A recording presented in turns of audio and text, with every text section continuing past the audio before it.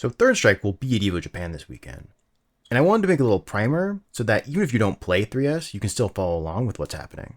The first place I want to start is the thing that Third Strike is most famous for, which is parries. There are two kinds of parries, regular parries and red parries, and I want to start with normal parries. Parries are done by pressing forward or down within 1/10 of a second, or the first 10 frames, of coming into contact with an attack.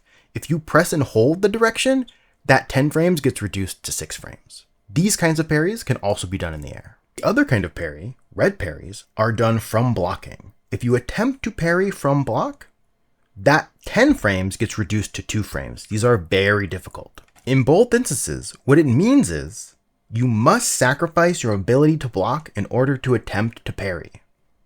But this is what makes the Magic Pixel parry comebacks so cool. Parries are extremely complicated and very nuanced, but this is a pretty good place to start. The next thing I want to talk about is the meter. The meter dictates a lot about how this game is played. You should watch how people spend their meter, whether they save it for supers or use it on EX moves. Okay, let's dive into the characters.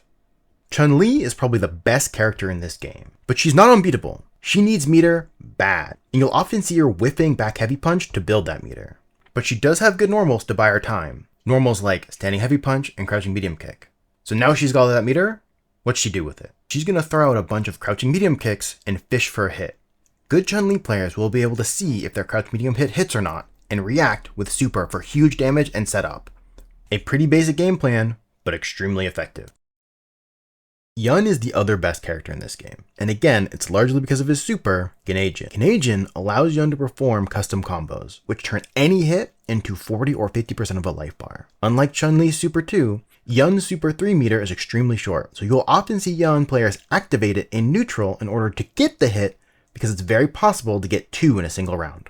This means Yun comes online extremely quickly, and you pair that with his good normals and command throw that all lead into this super, it gives him extremely good offense. But despite this, Yun is squishy, and Genei-jin combos are hard, and often character specific, so playing Yun isn't just a free win. Look out for when Yuns activate and what they do once Genei-jin is over, whether that's back up to build more meter, or push some kind of mix-up. While Ken isn't as good as Chun or Yun, he's still a powerhouse in his own right. Great normals in crouch medium kick and crouch medium punch, a safe on block sweep, EX air tatsu that leads to a juggle, really big meterless damage, he kind of has it all. But his general game plan will be to get a knockdown, make you guess high or low into super. You may also see Ken's taunt, which is not BM. Ken's taunt increases the damage of his next attack or combo. While Chun, Yun, and Ken are the top 3 characters, pretty much every Third Strike tournament has some low tier have a great performance. Whether that's the player Tominaga on Makoto, famous for his touch of deaths, Hayao on Hugo looking to repeat his Evo Vegas performance, or MOV foregoing his signature Chun-Li in favor of Elena. And I think that's a pretty good starting place.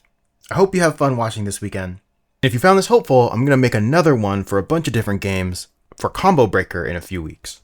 And if you want to help me cover a game I wouldn't otherwise, I stream 8:30 p.m. PST on Mondays and Thursdays, or shoot me a message over on Blue Sky. And thanks for watching. Now go play some Third Strike. It's a good game.